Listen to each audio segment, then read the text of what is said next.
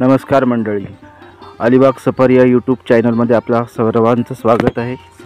दसरा झाल्यावर 5व्या दिवशी नवान्न पौर्णिमा असते, यालाच आपण कोजागिरी पौर्णिमा म्हणतात। या दिवशी शेतात तयार झालेलं जे धान्य असतं, म्हणजे ह्या अशा कणशा ह्या काढून त्याचं घरी आणून त्याचं पूजन केलं जातं आणि त्या आपल्या घराच्या मुख्य दरवाजाला आणि जी काय आपली नारळ सुपारीची झाडं असतात त्याला बांधलं जातं आणि हा सण साजरा केला जातो।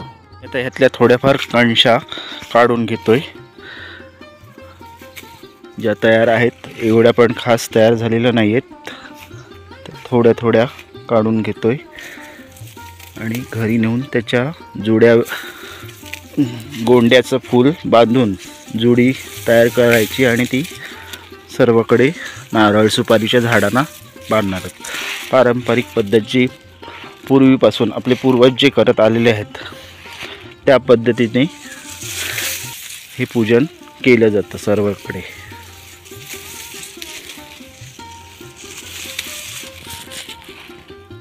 दूरवर पसरलेलं भात शेती पाहत आहे तुम्ही, मस्त असं सुंदर हिरवळ दिसते सर्व दूर।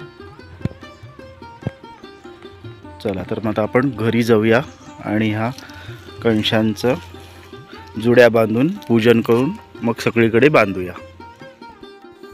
थोड्या कणशा, झेंडूचं फूल आणि ही एक आपली कुरडूची फुलं जंगलात रानात मिळतात, ती घ्यायची आणि आंब्याचं पान असं घेऊन हे दुमडायचं आणि अशी जोडी बनवायची।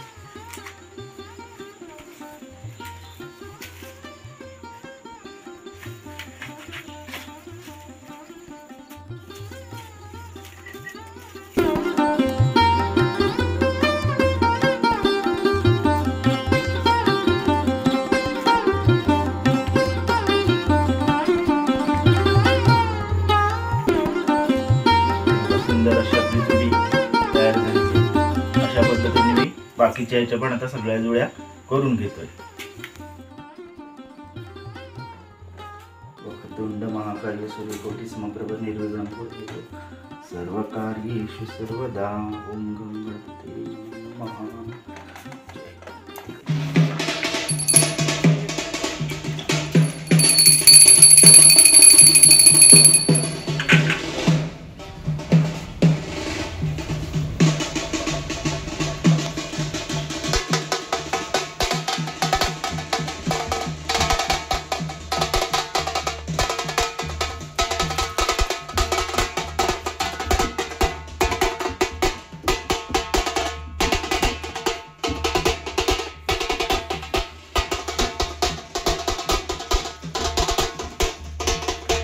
पूजा आपली झालेली आहे आणि आता आपण त्याला खिरीचा नैवेद्य दाखवणार आहोत। ह्या खिरीमध्ये आम्ही जे नवीन भात आणलं शेतावरून काढून त्यातले तांदूळ दिले आहेत आणि ती खीर आपण आता देवांना दाखवतोय नैवेद्य म्हणून।